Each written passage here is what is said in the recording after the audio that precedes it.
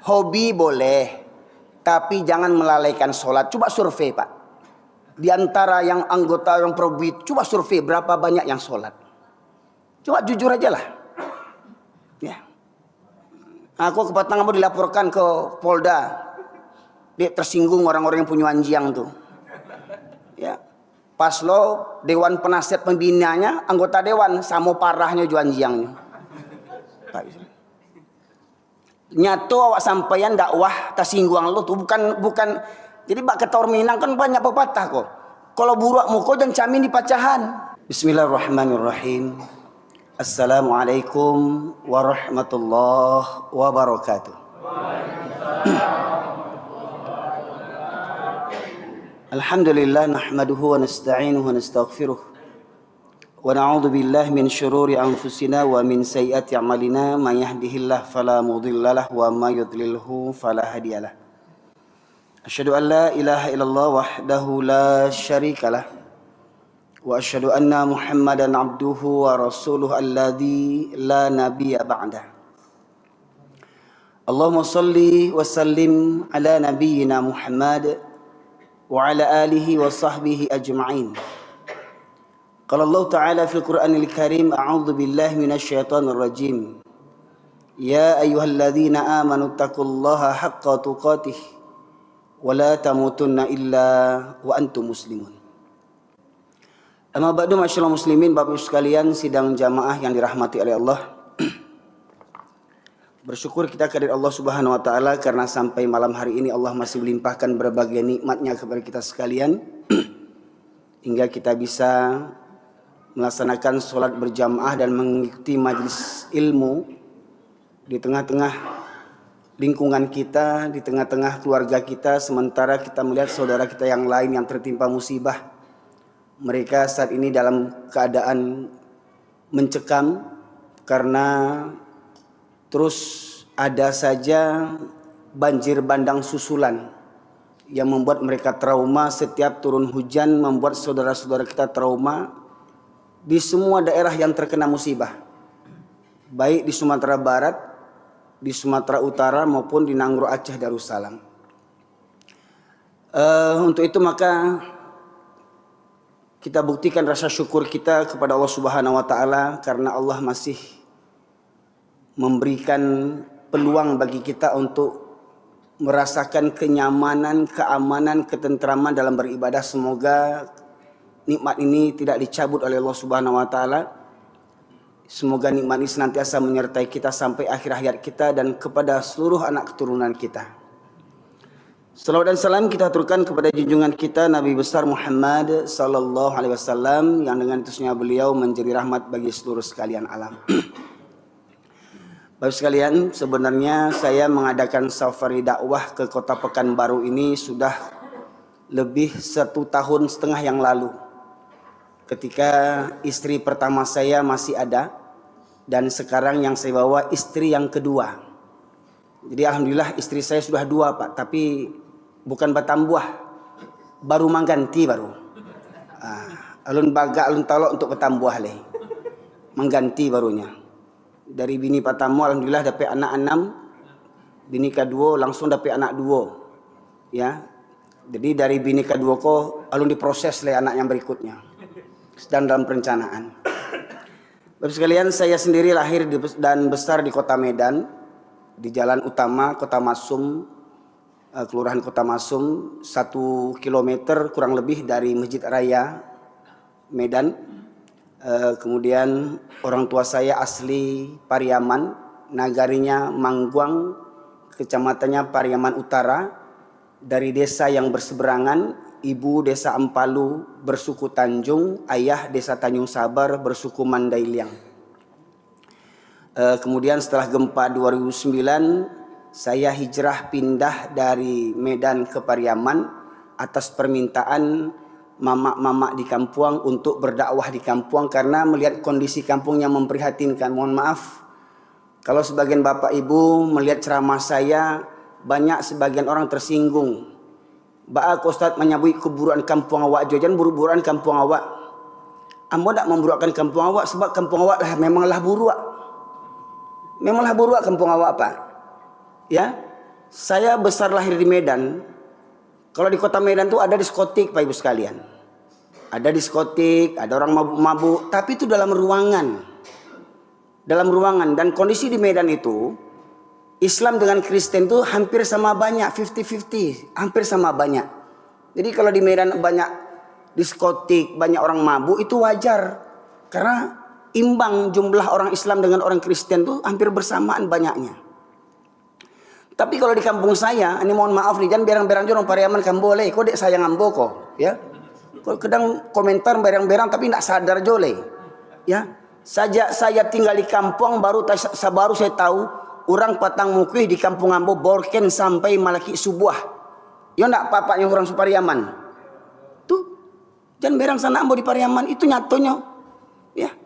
Bahkan saya baru tahu orang patang mukih sampai tengah malam tuh mabuk-mabuk berserakan botol-botol minuman keras. Pertanyaannya, di mana keberadaan nenek mama alim ulama cedek pandai bunuh kanduang? Ya, kalau falsafah ndak tangguang, bantu memang lidah ndak betulang falsafah tu. Rancak sebenarnya rancak, prakteknya bah. Ya. Nah, kemudian mohon maaf Bapak Ibu sekalian, saya lahir besar di Medan. Ya, banyak orang Batak Karo, Batak Toba, Batak Dairi, Batak Simalungun, ya. Tidak pernah bocah lihat orang Batak Kristen tu bergonceng-gonceng juanjiang sauto, juanjiang sore-sore keluar, juanjiang pagi-pagi keluar, juanjiang. Kau sampai di Pekanbaru nampak juga orang membawa anjiang leh. Coba tanya Pak, yang membawa anjiang tu orang mana tu Pak? Orang Jawa atau orang Minang atau orang Batak? Orang Pariaman. Bato Pak, batembak mana lah suara Pariaman kok.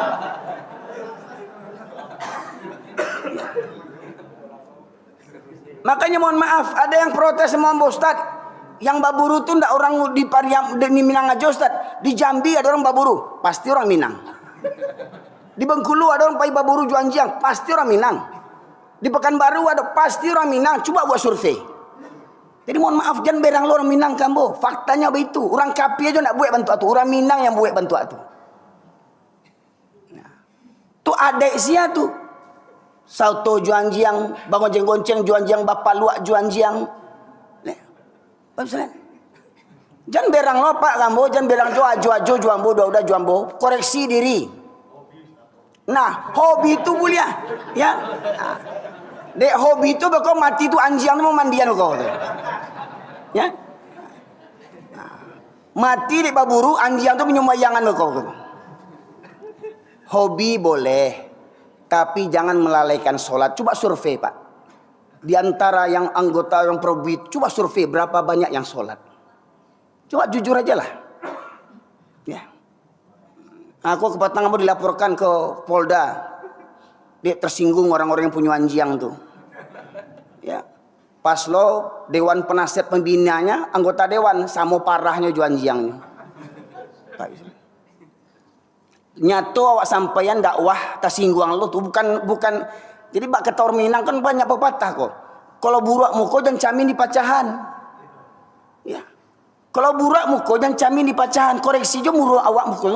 Kok sumbiang muncung awaknya salahan orang. Kok hitam kulit awaknya salahan orang. Ya, cari diri awak lo. Jadi mohon maaf Pak, saya ceramah ni bukan cari muka anda. Saya ceramah ni dek sayang ke orang kampung ambo, orang Minang khususnya. Ada orang menyebut, Pak Ustaz jangan orang Minang juga usah kaji. Banyak orang Jawa bantu aja perangainya. Iya betul tu. Orang Jawa ada bantu tu, orang Batak ada bantu tu. Cuma ni yang punya falsafah adai bahasa ni sarak bahasa ni kitabullah, sarak mengatur adai imam. Makanya cuma orang Minang yang punya. Kok orang Minang berpegang teguh kepada falsafah tu, ndak kan ada orang Minang yang solat seminggu sekali dah. Kok berpegang teguh orang Minang je falsafah tu, ndak ada orang Minang yang suka bampok. Coba cek lihat yang bampok tu sia di kampung awak. Orang Cina atau orang Minang? Gayanya orang Pariaman banci ke orang Cina ndak ada di kampung awak doh. Perangai orang Cina, orang Pariaman yang mengarajuan. Ya. Ya. Karena jo bampok tu kerja siapa? Ya. Dulu aku ketek-ketek suka nonton film Cina Pak, Mandarin, Andy Lau. Wah. Ya, Stephen Chow, Chow Yun Fat, ya, Jackie Chan. Rata-rata orang tu dia ada kopinya bampok Pak, betul tak? Yang bampok tu dari muda sampai ke gaek. Itu di Minang tuh, di Pariaman ndak ada orang Cina bantu tu. Sebab apa? Lah digantikan parangai orang Pariaman asli. Nah, jadi para jamaah sekalian yang mati oleh Allah, itu makanya kenapa saya berulang-ulang mengkaji ini, agar kita tubuh ilallah taubatan nasuha, mari babaliak kita bertaubat kepada Allah Subhanahu wa taala. Bangkitkan batang nantarandam. Falsafah tu yobana rancak, Pak. Ndak ada orang lain punya falsafah tu, tapi ingat jangan falsafah tu dibuncuang je. Harus dibuktikan dengan amal perbuatan. Kalau falsafah cuma dimuncuang jo, atau namanya orang munafik namanya itu. Orang munafik itu dikarak-karak narako tampaknya. Nah, masyarakat muslimin rahmatullahi oleh Allah, safari dakwah saya biasanya pada akhir tahun ini. Tahun lalu saya laksanakan safari dakwah di Jakarta. Namun sejak saya menikah lagi, saya belum berangkat ke Jakarta karena biasanya 4 bulan sekali saya berangkat ke Jakarta untuk safari dakwah, Bapak sekalian. Berhubung di akhir tahun ini ada tradisi jahiliyah yang selalu terulang-ulang, selalu berulang. Ya, tradisi kekafiran. Yang tradisi kekafiran ini ternyata banyak orang Islam yang mengerjakannya. Satu, ya, banyaknya orang Islam bertasyabuh meniru-niru orang kafir dalam merayakan tahun baru, ya, Masehi, ya. Kemudian bertepatan pula di ujung November hingga awal Desember berulang lagi musibah di ranah Minang. Tahun yang lalu saya sudah ceramah tentang musibah. Kawan-kawan inilah yang merekam dulu tahun lalu itu ceramah saya. Ya. Mungkin Bapak Ibu yang orang Bukit Tinggi di Simpang Batabuh, Bukit Batabuah, ya, dekat Sungai Puang, nampak bekas musibah itu, di mana rumah-rumah dekat musola itu hilang semuanya, hanya surau yang tagak di Bukit Batabuah tuh, Pak. Letakkan apa itu? Hilang rumah tuh, padahal sebelumnya kita masuk surau itu lewat gang itu, kiri kanan ada rumah, samping depan ada rumah. Hari ini rumah-rumah itu habis, musola saja yang tegak sekarang satu-satunya. Pertanyaannya, ada ndak kita mengambil pelajaran daripada itu? Ya. Nah. Kemudian hari ini kita ditimpa musibah, longsor, banjir, galodoh lah namanya. Gempa bumi juga terjadi beberapa hari ini. Gunung Merapi di Jawa, Gunung Merapi di Minangkabau juga sedang erupsi. Bahkan juga banjir di Jawa. Kemudian musibah apa lagi? Musibah kemaksiatan. Ya, narkoba merajalela. Karena apa? Ada yang membackinginya. Omong kosong narkoba bisa dibasmi karena apa? Ada yang membackinginya. Pelacuran, minuman keras. Ini berulang-ulang saya sampaikan nih, mumpung saya di Pekanbaru. Ya, kalau setelah ini saya di blacklist di Pekanbaru, terserahlah. Karena bagi saya nih, di bumi Allah nih milik Allah, bukan milik orang Pekanbaru. Ya, apa yang saya ingin sampaikan?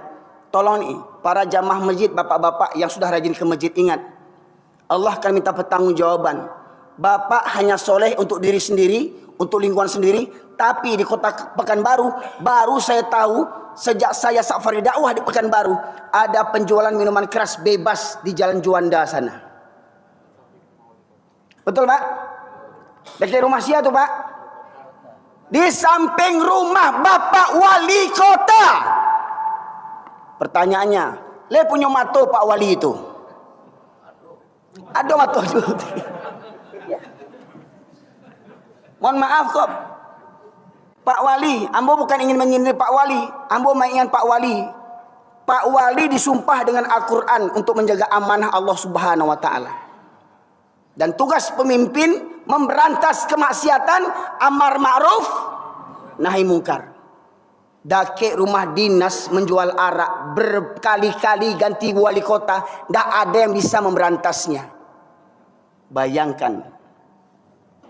Betul tak, Pak?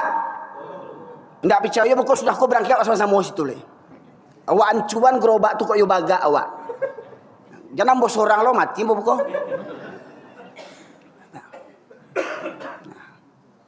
di dekat rumah dinas wali kota Pekanbaru. Mohon maaf Pak, Pak Wali sekarang partainya apa? Hah? Demokrat. Ya, lah Islam agamanya. Oh lah Islam. Ya. Ingat, kita yang rajin ke masjid Pak, kita yang rajin pengajian, kita yang rajin ceramah. Kalau ceramah banyak jamaah yang menonton, tetapi kemaksiatan tidak bisa kita berantas, tidak berguna dakwah kita ini Pak. Karena ketika maksiat merajalela, musibah bencana akan Allah timpakan merata bagi seluruh penduduk negeri yang tidak melakukan amar ma'ruf nahi mungkar. Nah, ini amanah saya sampaikan kepada Bapak Ibu sekalian orang Pekanbaru, terutama para ulamanya, ya, Majelis Ulama Indonesia. Pertanyaannya, MUI-nya masih punya mato nak MUI di Pekanbaru kok? MUI di Pekanbaru.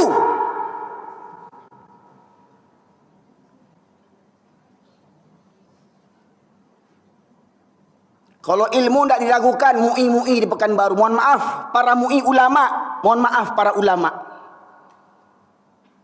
Hancurnya sebuah negeri yang pertama karena rusaknya masyarakat berawal daripada rusaknya pemimpin. Rusaknya pemimpin karena rusaknya para ulama. Kalau orang kampung bilang tiga tungku sajarangan. Ya, tapi kok bukan tiga tungku sajarangan patah rominang, tiga tungku kerusakan. Rusak ulamanya, pasti rusak pemimpinnya. Rusak pemimpinnya, pasti rusak rakyatnya. Maka kloplah musibah itu akan ditimpakan Allah Subhanahu wa taala. Saya berharap setelah saya safari dakwah kali ini, Pak Wali Kota, pejabat-pejabat pemerintahan kota Pekanbaru, aparat berantas tuh penjualan minuman keras. Ingat, setiap hari penjual minuman keras berniaga, Bapak Wali Kota menanggung dosanya. Pejabat-pejabat Pekanbaru, anggota Dewan Pekanbaru menanggung dosanya. Ada anggota Dewan yang datang sekarang Pak? Ada anggota dewan yang datang? Sekian banyak ini. Calon. Oh, calon. Aduh. Kok yo ada calon sih kok datang, rajin kamu saji angke calon tuh. Nggak perlu punya modal miliar-miliaran jadi pejabat. Itu namanya rasuah, itu namanya korupsi. Kalau ada calon dewan keluar duit biaya, korupsi. Ya, haram hukumnya Pak. Jadi pejabat menyogok, termasuk menyogok masyarakat dengan serangan fajar, sumbangan sosial melaki dipilih, haram hukumnya. Pak Ibu sekalian rahmati Allah. Ya. Kenapa saya cenderung dinilai kareh dalam berdakwah? Sebab kita ini memang tinggal ini Pak. Kalau pepatah bilang kita sudah berada di ujung tanduk, Pak. Kita tinggal disembelih juga, tinggal disembelih jalan, tinggal dibawa ke rumah potong kita ini, Pak. Ya. Karena dalam sebuah riwayat, saya sampaikan awal kajian ini dari satu hadis Rasulullah Sallallahu Alaihi Wasallam, ya, yang diriwayatkan dari Tauban radhiyallahu anhu, ya, bahwasanya Rasulullah Sallallahu Alaihi Wasallam bersabda, yushiku an tada'alaikum kama tada'al akalatu ila qas'atiha. Faqala qail wa min kilatu nahnu yawma idzin ya Rasulullah. Qala bal antum katsir walakinnakum gutha'un ka gutha'is sail. Wa la yanza'anallahu min suduri aduikum mahabbata minkum wa la yaqdhifanallahu fi qulubikumul wahan. Faqala qail wa mal wahan ya Rasulullah? Hubbud dunya wa karahiyatul maut. Dalam pencarian saya di Google, hadis yang dihimpun oleh Yayasan Tazkiyah memberikan hadis ini dengan judul Persekutuan Bangsa-Bangsa dalam Memerangi Islam. persatuan bangsa-bangsa dalam memerangi Islam. Persatuan bangsa-bangsa, Pak, singkatannya apa? PBB, memerangi Islam. Sadar enggak kita, Pak Ibu? PBB memerangi Islam.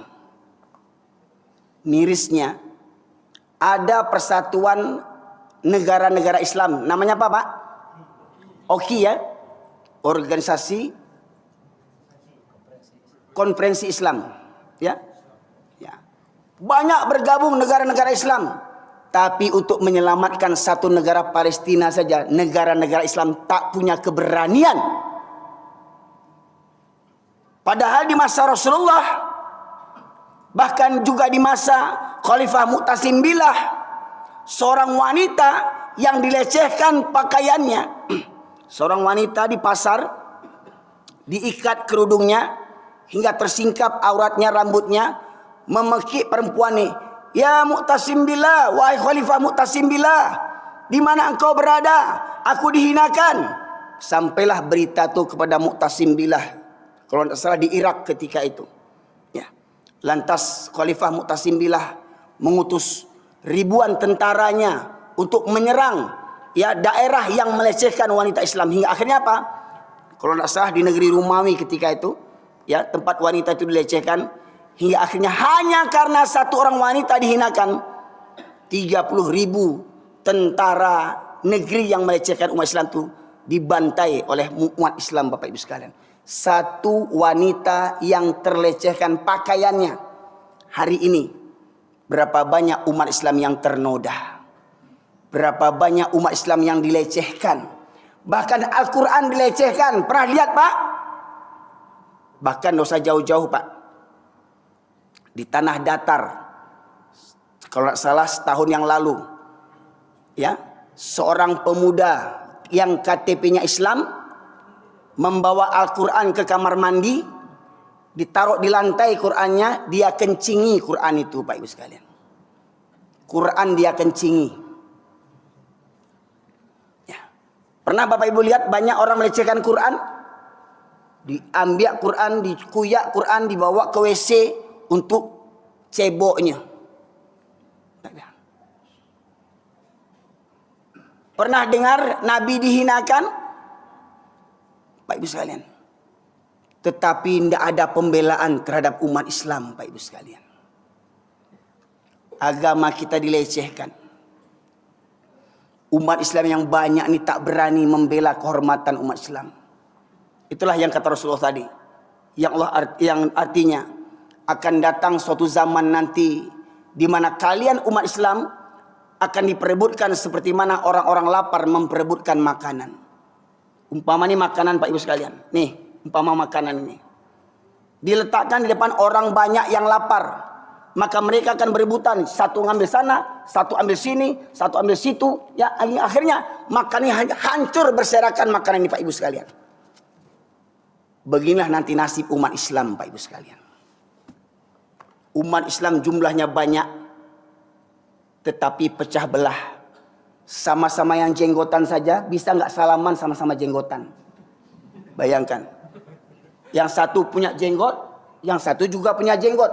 Yang satu pakai jubah, yang satu juga pakai jubah. Yang satu celananya cingkrang gantung, yang satu juga gantung. Yang satu pakai sorban, yang satu pakai peci biasa. Ketika yang satu mengucap salam, Assalamualaikum, yang satu ngilat. Oh, ini bukan kawan awak nih. Waalaikumsalam. Jawab, Waalaikumsalam. Tapi kalau jumpa sama kawannya, asal ya akhi, Masya Allah. Masya Allah.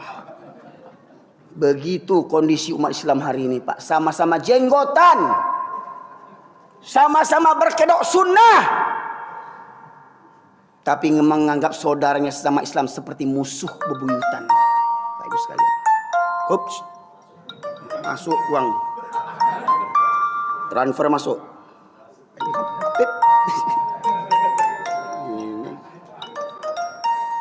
Pak Ibu sekalian rahmati oleh Allah, ya.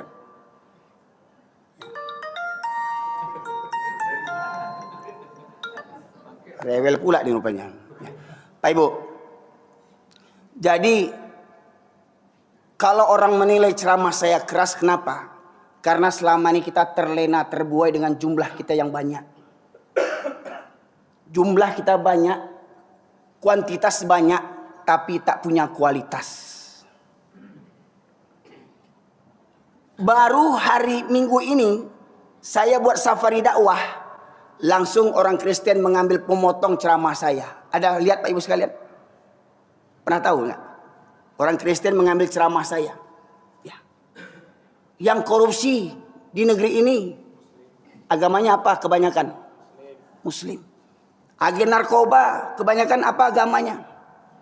Bahkan mohon maaf Pak, silahkan di search di Google. Pernah dengar anjing jantan kawin sama jantan? Pernah dengar babi betina kawin sama betina? Pernah dengar baruak kawin juanjiang? Anjing saja tidak mau kawin sejenis. Babi saja tidak mau kawin sejenis. Betul Pak? Tapi manusia ada tidak yang begitu? Pertanyaannya, ada tidak orang Islam yang begitu? Orang Islam Pak, mohon maaf, saya bukan ingin membuka aib, itu faktanya hari ini. Dan mohon maaf, Sumatera Barat Minangkabau mendapat ranking kelima tingkat nasional banyaknya pelaku. Sumatera Barat nomor 5 tingkat nasional. Sumatera Barat Minangkabau. Yang punya falsafah adai basandi sarak. Sarak basandi kitabullah. Sarak mangatu adai memakai. Nomor 5 ranking tingkat nasional. Dan nomor 1 ranking di Pulau Sumatera. Di Pulau Sumatera Minangkabau ranking 1 Pak. Pelaku Ustaz, jangan buku aib Ustaz. Iko ambil ambo lagi tahu supaya jangan bangga Jawa. Orang Minang ko hebat. Calia anak kemenakan awak. Laki-laki kawin. Masya Allah Pak. Kemarin kejadian tak di Padang? Ingat Pak? Pak guru kan? Sama siapa? Sama muridnya yang sudah dewasa. Di mana ngerjakannya? Toilet masjid. Pak guru dengan muridnya lah sama-sama kawin babini, lah sama-sama punya anak, kurang joleh. Di kamar mandi masjid, bayangkan. Jadi saya bukan ingin membuka aib Pak, beginilah parahnya kita hari ini.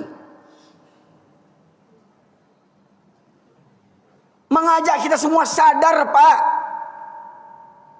Iblis itu tidak pernah berhenti untuk menyesatkan awak. Oh, jangan kira kalau mentang-mentang ustaz tidak ada setannya. Janggut panjang, jumbah, gantung jidat hitam. Kalau ustaznya hafal 30 juz, setannya 35 juz hafalnya.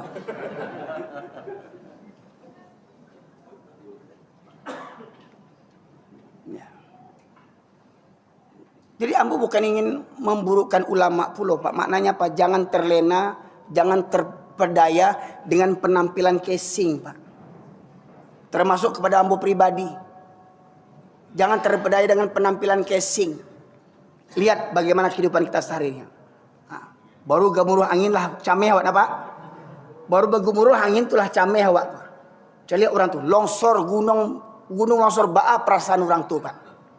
Ya. Ini Allah akan menguji kita Pak. Allah akan menguji kita. Benar tidak solat yang kita kerjakan selama ini? Solat yang benar itu bukan yang nampaknya khusyuk. Allah.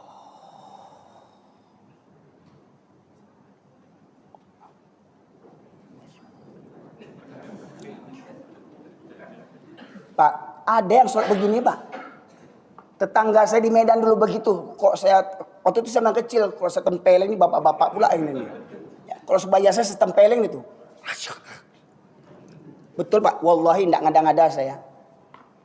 Bukan itu yang masuk ke khusyukan Pak.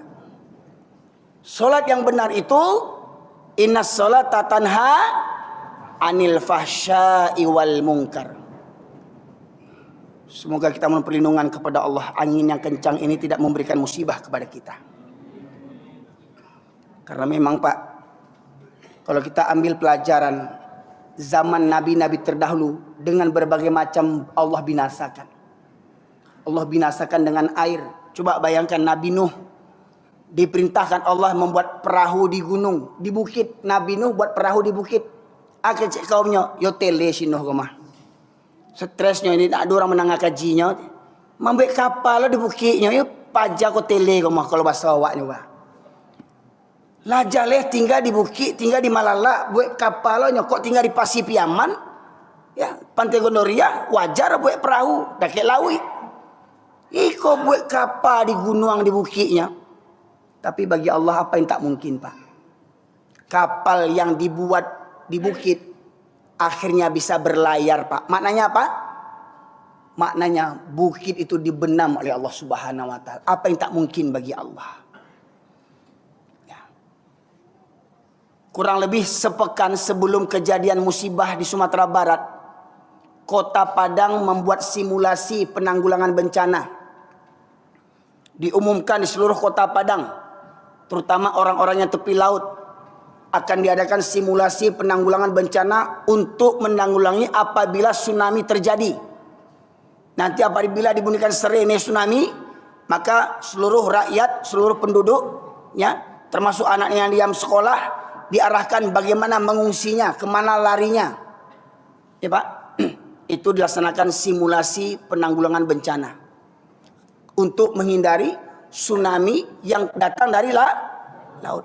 Tapi nyatanya apa yang terjadi, Pak? Air datang dari mana?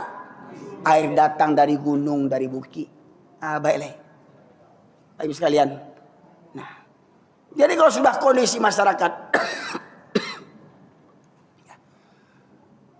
jumlahnya banyak tapi tak bermutu, maka Allah tegaskan sahabat ini bertanya. Ketika Rasulullah menyampaikan hal itu, ada sahabat yang bertanya, apakah ketika itu umat Islam jumlahnya sedikit? Kata Rasulullah, bahkan ketika itu jumlah kalian umat yang terbanyak, tapi banyaknya kalian seperti buih di atas air. Dan Allah cabut rasa takut dari dada musuh kalian. Allah cabut rasa takut dari dada musuh kalian. Maknanya apa? Maknanya mereka itu pada hakikatnya takut kepada umat Islam. Tapi Allah cabut rasa takut mereka. Orang kafir yang jumlahnya minoritas di negeri yang mayoritas ini, segelintir orang kafir yang kaya bisa mengatur semua pejabat di negeri ini, Pak. Betul enggak? Banyak orang Islam yang jenderal. Banyak orang Islam yang jadi pejabat di negeri ini. Tapi tak berkutik dengan orang kafir yang segelintir menguasai negeri ini dengan kezaliman mereka, dengan harta mereka, bisa menyogok para pejabat. Nih, dikasih rumah dinas, dikasih mobil dinas, dikasih istri dinas. Ya. Tapi tolong, apa keinginan kami? Tolong buat undang-undang supaya apa yang kami inginkan dapat dilaksanakan secara legal atas nama undang-undang. Baik sekalian. Ya. Nah, masyaallah muslimin rahmati oleh Allah. Ya. Tablet tadi bisa dibuka. Ya, dari sumbat muncungnya. Ya, jazakallahu khair. Baik sekalian. Lantas dari hadis tadi Rasulullah menjelaskan, Allah cabut rasa takut dari dada musuh kalian. Dan Allah hunjamkan ke dalam hati kalian umat Islam penyakit al-wahan. Apa penyakit al-wahan itu? Cinta dunia dan takut mati. Banyak pejabat beragama Islam. Banyak polisi beragama Islam. Mohon maaf Pak Polisi. Banyak tentara beragama Islam. Banyak kepala dinas beragama Islam. Tetapi mereka lebih takut kepada atasan dibandingkan kepada Allah Subhanahu wa taala. Betul tidak? Bahkan guru-guru yang mendidik anak-anak untuk menjadi pemimpin di masa depan, bahkan di sekolah pun hari ini, Pak, kong kaling kong. Untuk apa? Untuk menghancurkan mental pendidikan di Indonesia ini. Apa contohnya? Demi dapat akreditasi sebuah sekolah, maka Dinas Pendidikan memberikan arahan agar di sekolah itu jangan anak-anak dikasih nilai 6, 7 ke bawah.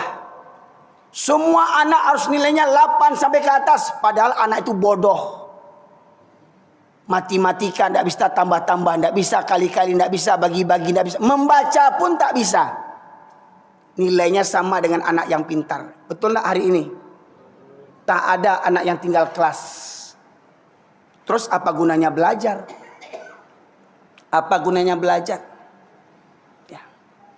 Dibuat dana bos. Tetapi apa? Ya, penggunaannya kong kaling kong. Ya. Dibuat datanya data palsu.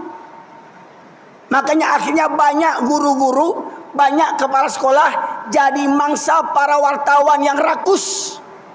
Banyak wartawan memanfaatkan untuk mengancam para kepala sekolah yang menyelewengkan dana-dana sosial, dana-dana bos. Hingga akhirnya apa? Agar tidak terungkap, wartawan disumbek munculnya jo pitih.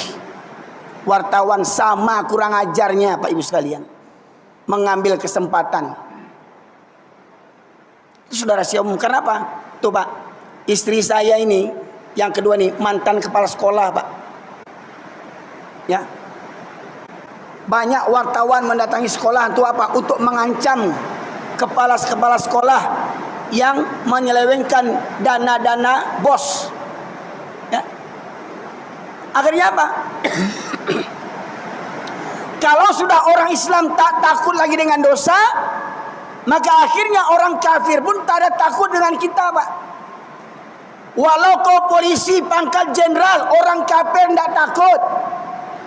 Walau kau tentara pangkat jenderal, orang kafir tidak takut. Walau kau jadi presiden, walau kau jadi menteri, orang kafir tidak takut. Kenapa? Karena para pejabat menderita penyakit al-wahan, cinta dunia dan takut mati, menghalalkan segala cara demi pangkat dan jabatan. Kalau saya tidak kerjakan perintah atasan, nanti saya kena mutasi. Kalau saya tak kerjakan, nanti saya kena pecat. Kalau saya kena pecat, nanti anak bini makan apa? Betul tak Pak Ibu? Banyak orang-orang pejabat-pejabat hari ini tak bertuhankan kepada Allah lagi, tapi mereka bertuhankan kepada pemimpin atasan mereka. Begitu pula hari ini. Kalau hari ini kita berbicara tentang Isra dan Mi'raj, ternyata hari ini banyak orang Islam yang masih sholatnya seminggu sekali. Walau mungkin di komplek ini alhamdulillah yang hadir pada malam hari ini ramai jamaahnya, tapi pasti tak sebanding dengan jumlah warganya. Betul tak Pak? Tadi berapa RW tadi Pak? 3 RW. Berapa RT itu? 11 RT. Saya yakin kalau hadir semua tak muat masjid ini Pak. Betul tak? Ternyata masih ada orang yang rumahnya bertetangga dengan masjid, bersebelahan dengan masjid, hadap-hadapan dengan masjid, tak sanggup berangkat ke masjid. Ke kantor sanggup, macet jalan di Panam sanggup berangkat ke kantor, ke masjid tak sanggup. Jam kerja hujan tetap berangkat, tidak ada mobil, pakai mantel naik Honda. Ada mobil terabas jalan banjir. Ke kantor, ke pasar mencari pitih, keluar lagunya, gunung kan ku daki, lautan ku seberangi, surau aku lewati. Talok pai ke pasar, talok pai ke kantua, tapi tidak talok pai ke musajid. Islam 7 keturunan. Maka tidak heran apa kata Allah, fawailul lil musallin, neraka wil bagi orang-orang yang solat. Lah solat neraka wil untuknya. alladzina hum an salatihim sahun, yang mereka lalai daripada solatnya. Kadang solat, kadang tidak. Ini survei lagi Pak Ibu sekalian, survei nih. Berapa banyak pengantin yang meninggalkan solat waktu pesta pernikahan? Betul nggak Pak? Mana banyak yang solat dibandingkan yang tidak, para pengantin itu? Mana yang banyak solat dibandingkan yang tidak, para pengantin tuh? Padahal dia anak Pak Haji, anak Bu Haji. Pesta biaya pernikahan 20 juta, 100 juta, 200 juta. Tetapi pengantin tak solat, neraka. Satu hari satu keluarga dibawa pengantin ke neraka. Kenapa? Tidak ada amar ma'ruf nahi munkar di tempat pesta itu. Ayah ibunya haji hajah, tiap tahun pergi haji, tiap bulan pergi umrah, kaulaan ya. Tapi anak baralek nak solat, nak diingean, mati mangame anak daro di pelaminan, ndak ada yang mengingean, sibuk bafoto sadanya. Kemaksiatan yang merajalela, yang dianggap biasa, maka tunggulah azab dari Allah Subhanahu wa taala. Surat Al-A'raf ayat 96 Allah berfirman, A'udzubillahi minasyaitonir rajim. Walau anna ahlal qura amanu wattaqau lafatahna 'alaihim barakatin minas sama'i wal ard walakin kadzdzabu fa'akhadnahum bima kanu yaksibun. Kalau sekiranya penduduk negeri-negeri ini beriman dan bertakwa kepada Allah, maka akan kami bukakan pintu berkah dari langit dan bumi, kata Allah. Tetapi penduduk negeri ini menustakan ayat-ayatku, maka kusiksa mereka, kuhancurkan negeri mereka karena ulah perbuatan mereka sendiri. Jadi musibah banjir Pak, longsor itu bukan karena angin monsun, bukan karena musim hujan, bukan karena kayu gelondongan, tapi karena dosa dan maksiat kita semuanya, warga bangsa Indonesia. Yang tak berani beramar ma'ruf nahi mungkar. Banyak ulama tak berani mengingatkan penguasa yang zalim. Penguasanya zalim. Banyak ulama tak berani mengingatkan penguasa yang zalim, bahkan menjilat kepada penguasa yang zalim.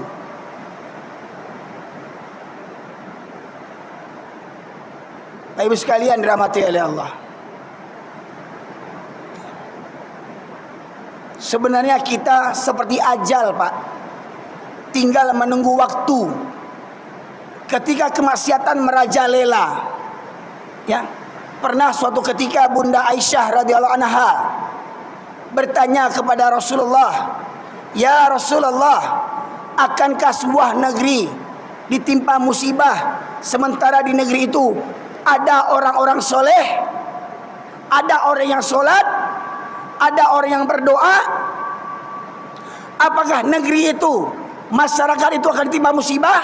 Apa kata Rasulullah? Ya, apabila kemaksiatan telah merajalela. Kalau kemaksiatan merajalela, maka musibah Allah turunkan merata. Tidak hanya mengorbankan pelaku yang zalim, juga akan mengorbankan orang-orang soleh tetapi diam kepada kemungkaran. Termasuk kita Pak. Misalkan di komplek ini kita tahu ada agen narkoba tinggal di lingkungan kita ini, usir.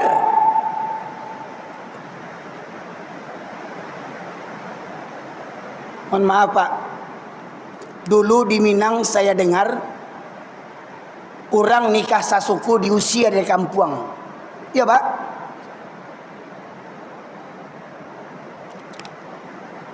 Misalkan nih saya suku Tanjung lahir di Medan, ketemu jodoh perempuan suku Tanjung di Pekanbaru.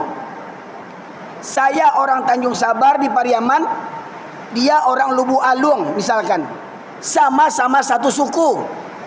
Dalam adat orang Minangkabau ndak boleh nikah sasuku.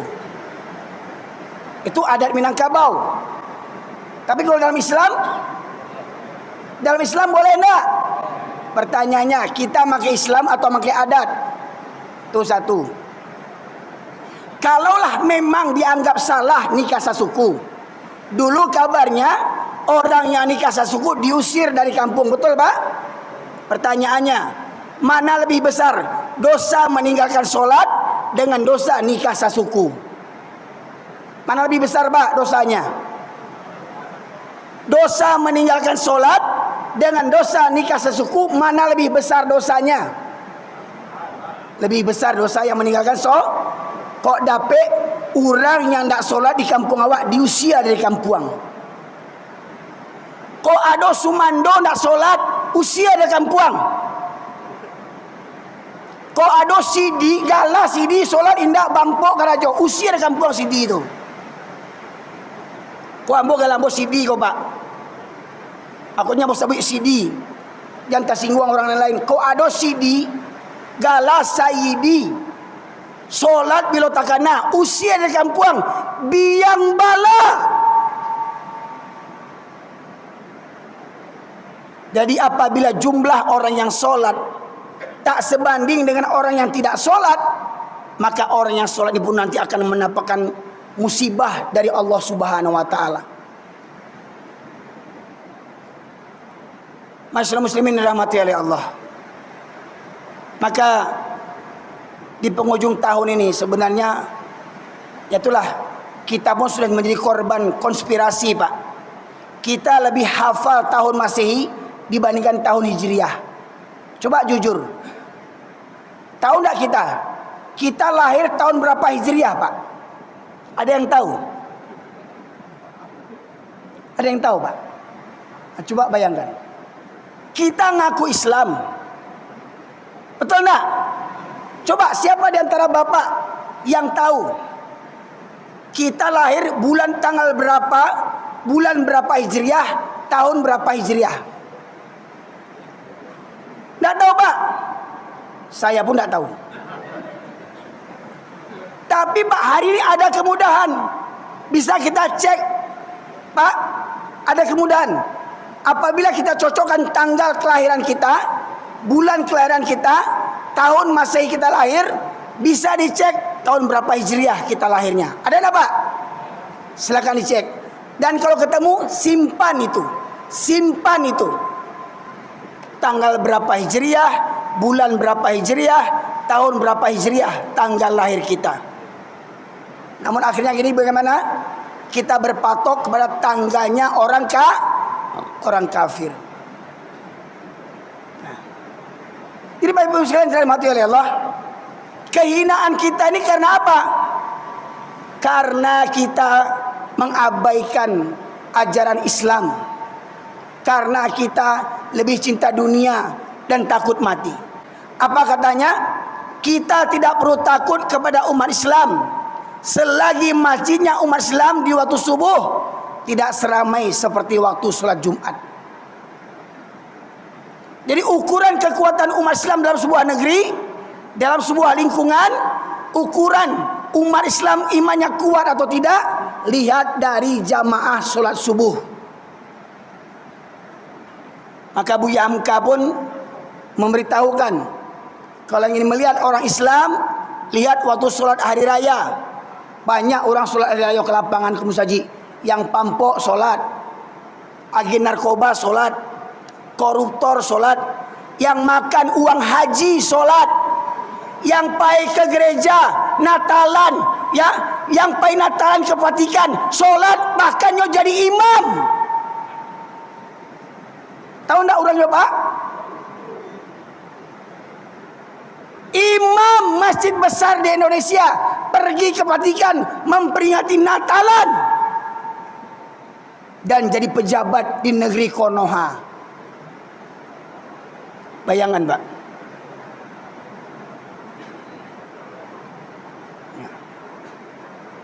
Maka kata Buya Hamka, Kalau ingin melihat orang Islam, lihat waktu sholat hari raya. Tapi kalau melihat orang beriman, lihat waktu sholat subuh. Di mana? Di masjid. Siapa yang rajin ke masjid, itulah tanda orang yang beriman. Bapak Ibu, kalau mau cari menantu, jangan di kantor BRI, jangan kantor polisi, jangan kantor gubernur. Cari di masjid. Siapa yang selalu ke masjid, ambil jadi menantu. Walau umurnya 60, 70, 65. Calon-calon menantu nih, kamu yakin apa-apa kok bininya baru seorang baru. Masih ada jatah 3, kok lagi baga. Pertanyaannya, hari ini mana pemuda komplek ini, Pak? Mana pemuda komplek ini? Mana, Pak? Mana pemuda? Berapa orang pemuda? Ya, tuh belakang satu. Ya. Nih yang dekat mirap nih. Berapa umurnya? Ya, ini berapa umurnya? Berapa? Siapa? Yang mana? Berapa anak SMA? Berdiri anak SMA. Anak SMA.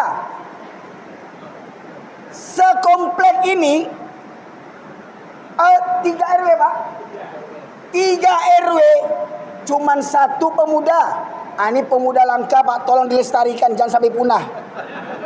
Ya. Ini pemuda langka nih. Tolong dilestarikan, jangan sampai punah. 3 RW cuman 1 yang bertahan. SMP ya? Yang SMA mana? SMA? SMP. Mana yang SMA? Berdiri. 1. Bayangkan, Pak. Cuman 1 anak SMA. Coba 1-2 kemari. 1-2 kemari. Hah? Ada. Oh, ya jangan keluar dari dalam dia.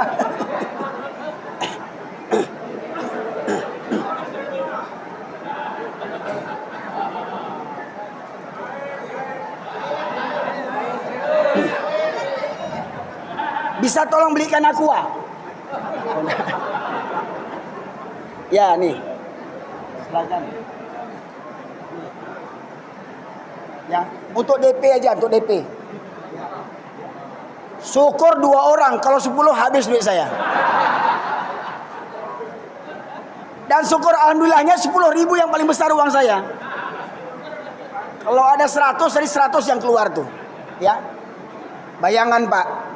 Pak, ini PR kita bersama, Pak. PR kita bersama, Pak. Saya berikan bocoran. Ramaikan masjid di waktu subuh seperti jamaah sholat Jumat. Pak, kira-kira bisa enggak jamaah subuh seramai jamaah sholat Jumat? Hah? Wallahualam. Bapak Ibu, dengar enggak berita duka hari Senin yang lalu? Ada enggak? Tahu enggak berita duka di Yogyakarta, Pak? Berita duka apa itu? Meninggalnya Ketua Dewan Kemakmuran Masjid Jogokarian, Ustadz Jazir, yang punya konsep saldo masjid harus 0. Saldo masjid harus 0. Jangan bangga saldo 20 juta, 50 juta, 100 juta. Jangan bangga. Masjid Jogokarian saldonya 0. Kenapa begitu? Kalau ada jamaah yang terlilit hutang, tak bisa dia lunasi, tak sanggup, tak mampu dia lunasi, memang untuk kebutuhan hidupnya dia berhutang, tak terbayar, masjid yang melunasinya. Kalau ada jamaah, tak ada biaya berobat ke Awal Bros, tak ada biaya berobat ke rumah sakit Kota Pekanbaru, masjid yang membayarnya. Kalau ada jamaah, tidak ada biaya sekolah anak dari SD sampai sarjana, masjid yang menyekolahkan. Kira-kira masjid kita bisa tidak begitu, Pak? Pak, masjid kita bisa tidak begitu? Tidak bisa. Bisa. Ya. Baik sekalian. Dari Masjid Jogokarian terlahirlah Masjid Kapal Munzalan di Kalimantan. Ya, sebelum istri saya meninggal, saya diundang ke Masjid Kapal Munzalan di Kalimantan. Setiap bulan, Pak, Masjid Kapal Munzalan yang besarnya mungkin masjidnya dari dinding ini sampai ke tiang. Tetangganya orang Cina kafir banyak, Pak. Cina kafir tetangganya banyak. Tetapi masjid ini bisa menggalang infak setiap bulannya 5 sampai 9 miliar tiap bulan. Infaknya tiap bulan 5 sampai 9 miliar. Itu uang. Infak beras digerakkan oleh masjid bisa sampai 800 ton tiap bulannya. 300 sampai 800 ton penebaran beras infak setiap bulan. Dan masjid ini punya mobil wakaf 35 kurang lebih. 3 diantaranya mobil Alphard. Untuk apa? Menjemput jamaah solat. Jamaahnya, Pak, yang rumahnya jauh dijemput dengan mobil Alphard. Bukan menjemput bupati, Pak. Tidak percaya, Pak? Klik di YouTube Masjid Kapal Munzalan. Klik di YouTube. Saya sepekan diundang ke situ, Pak.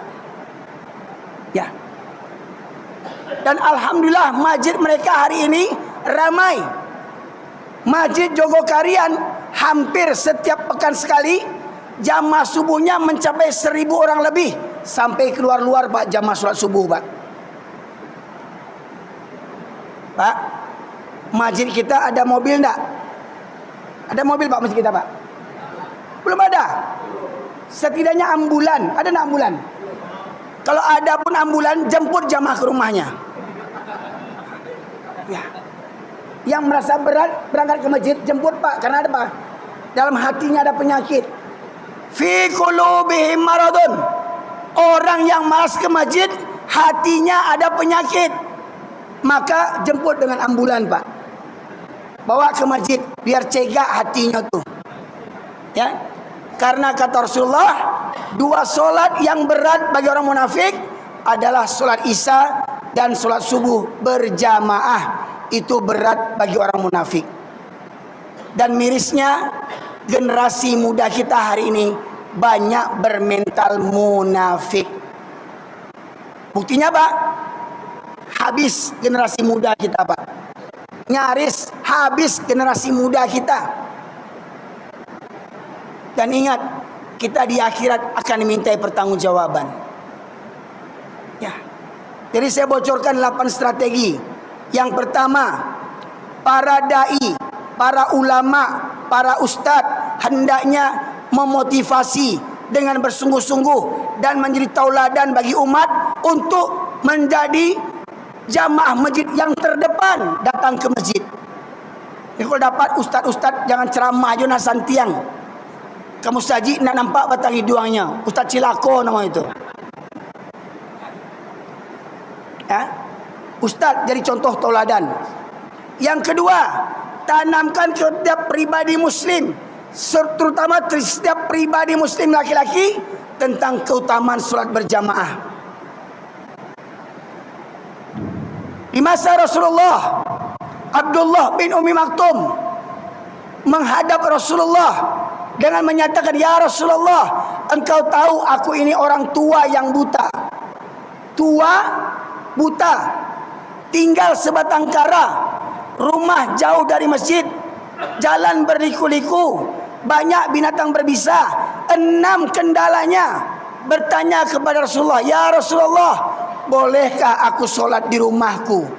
Pak, orang tua buta di zaman Nabi minta keringanan solat di rumah. Apa kata Nabi? Apakah engkau mendengar seruan azan? Dengar, ya Rasulullah. Apa kata Nabi, Pak?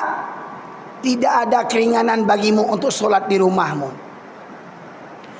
Orang tua buta oleh Nabi tak diberikan keringanan solat di rumah. Hari ini berapa banyak orang yang lebih buta yang tak berangkat ke masjid di waktu subuh, Pak. Mata sehat, badan sehat, tapi tidak sanggup berangkat ke masjid. Karena apa? Khatamallahu ala qulubihim wa ala sam'ihim wa ala absarihim ghisyawatu wa lahum adzabun azim. Bapak Ibu sekalian, yang kedua, yang ketiga, tanamkan kepada keluarga kita. Kalau bapak-bapak, para suami, para ayah sudah rajin ke masjid, jangan lupakan anak menantu. Anak menantu laki-laki bawa ke masjid, kamanakan bawa ke masjid, pekerja, pembantu, supir, tukang kebun bawa ke masjid. Kata Rasulullah, kullukum ra'in wa kullukum mas'ulin an ra'iyatih. Setiap kamu adalah pemimpin dan setiap pemimpin akan dimintai pertanggungjawabannya.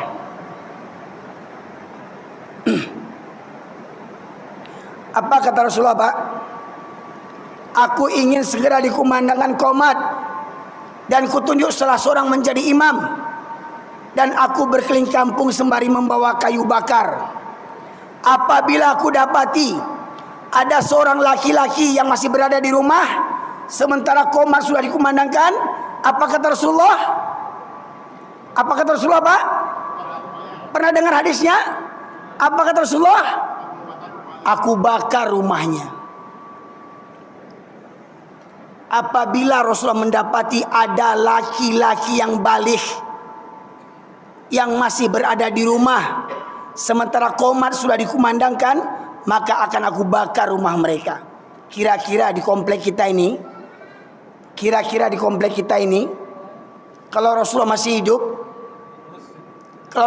nih, gimana rumah kita? Hangus, terbakar rumah kita ini.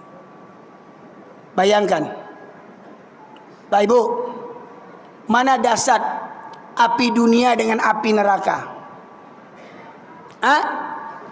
Umpama di rumah kita terbakar jam 2 malam.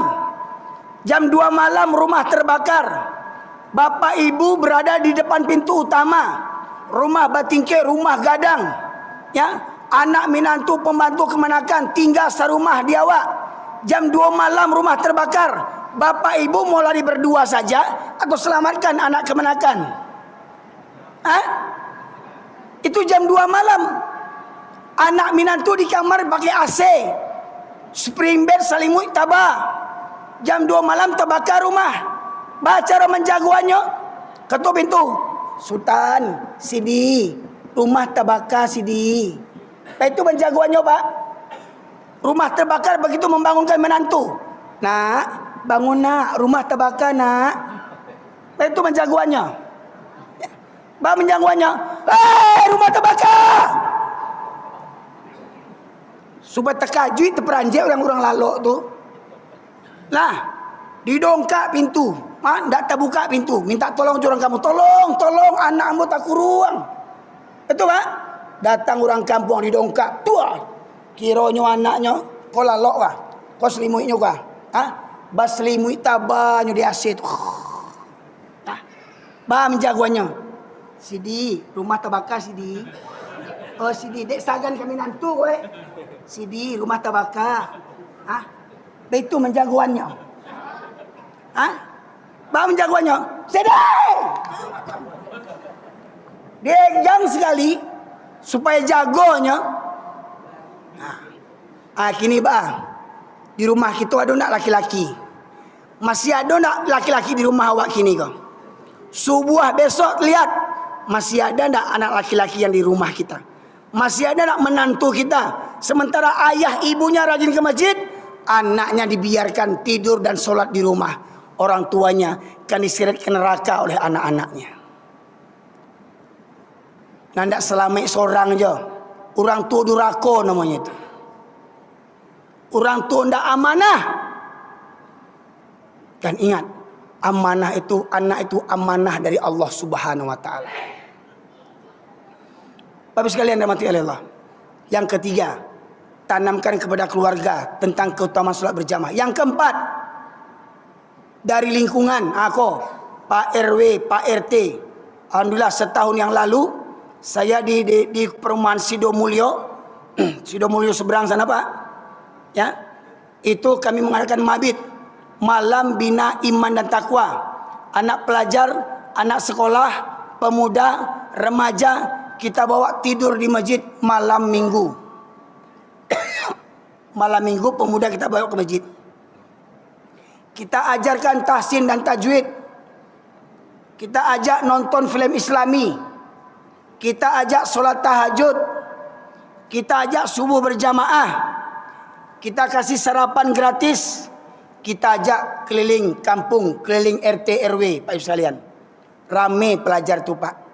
Pertanyaannya, di RW kita ini pernah dibuat begitu enggak di masjid kita ini?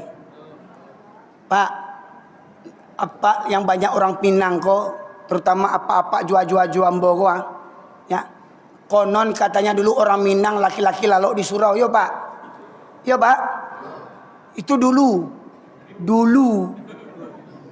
Kini Pak, ada yang lalok surau lagi. Kadang ditulis di masjid, dilarang tidur di masjid. Oh, aman. Ya. Dilarang tidur di masjid, sekarang ini diusir orang masjid sampai di Sibolga mati orang, betul Pak? Di Sibolga kemarin anak yatim numpang istirahat di masjid mati meninggal. Bayangkan betapa bejatnya mereka itu, coba bayangkan. Di masjid orang, ya Allah Rabbi. Yang membunuh pula bukan orang kafir, orang Islam. Kadang yang tak solat pula lagi itu. Kadang Pak yang cerita-cerita, musik kita begini. Biasanya para preman yang tak solat itu. Oh ustaznya kareh mana, ganti ustaznya. Ya. Itu karena apa? Karena biasanya yang geranjingan itu orang yang tak solat biasa kebanyakan itu Pak. Yang sibuk ngurus-ngurus masjid ini. Nampak batang hidungnya ndak inyolop apa ngurus musaji kadang. Ya. Ini. Bapak Ibu sekalian. Itu. Ya. Jadi lingkungan buat kesepakatan. Seminggu sekali kita buat mabit. Ajak remaja, ajak pemuda tidur di masjid. Yang kedua apa tadi tuh? Yang kelima, pengurus masjid harus berinovasi. Ingat Pak, Ustadz almarhum Jazir, setelah dia diangkat pertama kali menjadi ketua Dewan Kemakmuran Masjid, semua kunci masjid dia campakkan. Masjid tak boleh dikunci. Buka 24 jam. Karena masjid milik Allah, bukan milik pengurus. Masjid milik umat, bukan milik pewakaf. Siapa saja boleh masuk ke rumah Allah ini Pak Ibu sekalian. Kenapa? Waktu membangun kita minta sumbangan umat, tetapi setelah masjid selesai kita usir orang dari masjid. Pak Ibu, dulu laki-laki Minangkabau lalu di surau, tapi itu dulu, nostalgia dulu. Kini tidak ada yang lalu di surau. Kenapa? Karena musaji semakin rancak, semakin kayo. Biasa orang semakin kayo, semakin panceke. Kenapa? Biasa orang kalau rumah rancak, batu istana semakin kiki, semakin panceke, pancameh, takwi kumuah, takwi ilang. Dia apa? Dek bakhil. Itu masjid sana Pak, tidak masjid sini. Saya cerita masjid sana. Ya. Masjid sini kata Pak Ketua tadi elok-elok. Ya. Dana Ramadan lah selesai, sebelum Ramadan lah selesai itu. Ya. Itu Pak. Masjid yang di sana. Ya. Konsep Masjid Jogokarian, konsepnya 3M. Apa tuh Pak? Masjid makan, makan, makan. Jamaah dia makan sehari 3 kali Pak. Ya. Cari lihat di YouTube Pak, Masjid Sejuta Pemuda di Sukabumi, Masjid Pemuda di Surabaya, Masjid Ismu Yahya di Pontianak, Masjid Kapal Munzalan di Pontianak, Masjid Al-Falah Sragen. Masjid mereka ramai jamaahnya dengan para pemuda Pak. Ya. Tapi masjid kita ramai dengan para pensiun. Askar tak berguna di kantor baru mengadu kamu saji.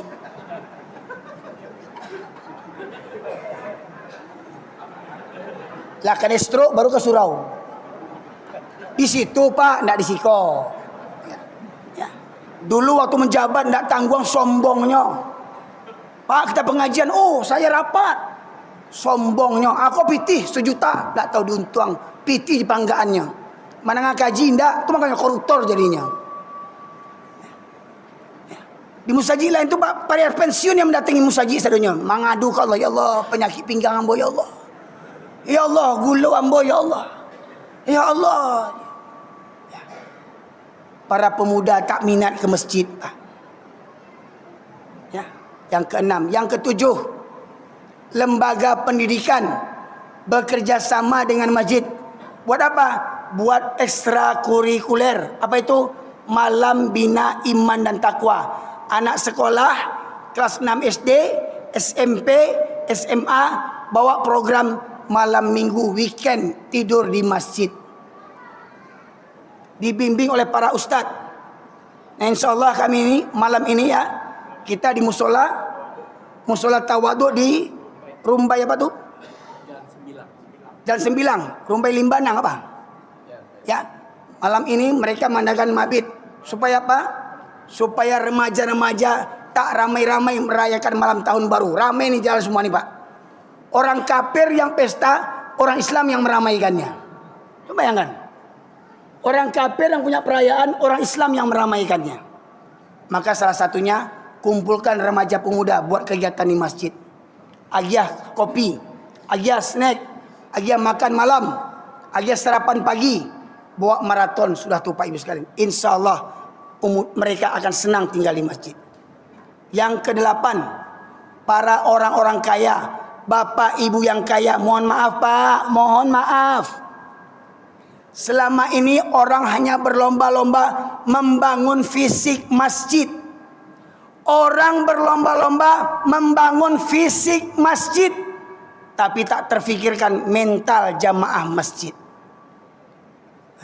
Makanya kalau yang datang ke masjid cuma orang-orang tua, ini ada kelainan mental ini Pak. Kalau ke masjid hanya orang tua, ada kelainan mental oleh para pemuda kita. Mereka beranggapan masjid hanya untuk orang-orang tua. Kalau saya masih muda, nanti datang ke surau bakawan jua Pak kau capek tua wak cerita tua cuma mati ceritanya terus. Ya. Kalau kawan-kawan jua selevel awak kan lah suah cerita bola, cerita cerita binatang film kan itu. Ya. Binatang film kok bintang. Ya. Saya lihat. Jadi seakan-akan pemuda itu seakan punya lambat tulisan masjid khusus para manula. Karena pemuda nggak ada yang masuk. Betul lah Pak? Ada nggak wirid pengajian di masjid kita ini rutin? Ada Pak? Berapa kali sebutkan Pak? Setiap pekan ada. Pertanyaannya, berapa persentase peserta dari pemuda? Hah? Berapa persentasenya? Mohon maaf Pak, masjid kita belum berbuat apa-apa. Mohon maaf. Apa kata Rasulullah? Tanda-tanda kiamat. Islam hanya tinggal namanya saja lagi. Islam hanya tinggal KTP. Quran hanya untuk dibaca tulisannya saja tadi. Tapi tak diamalkan. Masjid banyak, masjid ramai, masjid megah. Tapi kosong dari hidayah. Mohon maaf, banyak pengurus takut mengundang Ustadz Kareh. Beko kena tegur sama pemerintah. Tak dapat bantuan paripurna. Mental pengemis. Tak berani mengundang Ustadz yang Kareh. Kau dapat mengundang Ustadz yang disenangi oleh penguasa. Jamaah. Oh jamaah. Alhamdulillah.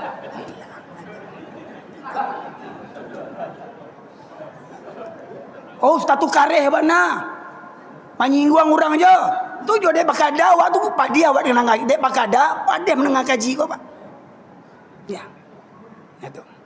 Jadi orang-orang kaya Pak, bapak-bapak yang orang kaya, mari bersama pengurus kita bangun mental jamaah. Gimana caranya? Layani umat, layani jamaah. Ya. Buat supaya menarik masjid kita, buat ala kafe. buat lampu-lampu yang di atas itu. Kalau bisa sediakan kafe gratis, wifi gratis. Saya yakin ramai masjid itu. Betul tak Pak? Tak percaya coba beko. Pasti ramai masjid itu. Tapi ingat, kafe itu ada yang mendampingi oleh para ustadz pembinanya. Tak dilapih bantu tu jo Pak. Jadi ada ustadz yang sama-sama ikut ngopi, sama-sama ikut mautanya, sama-sama ikut galak, sama-sama ikut lalok sama pemuda. InsyaAllah masjid kan ramai. Jadi mohon maaf Pak, jangan kita hanya memikirkan beton dan besi masjid, tapi kita lupa memahami, membangkitkan, menghidupkan mental jamaah masjid. Jadi orang kaya, mari sisihkan harta setiap pekan sekali, setidaknya kalau ada wirid sediakan makanan gratis. Setidaknya setiap wirid, kalau belum bisa setiap hari, setiap wirid sediakan makanan gratis. Saya yakin yang malas ke masjid akan rajin ke masjid. Pertama itu. Atau pengurus, ya, Bapak ketua pengurus punya inovatif apa tuh? Barang siapa yang sholat berjamaah di Masjid As-Salam akan mendapatkan BLT Rp500.000. Nah, saya yakin Pak, rame itu Pak. Ya, BLT, ya, yang ke masjid dapat BLT.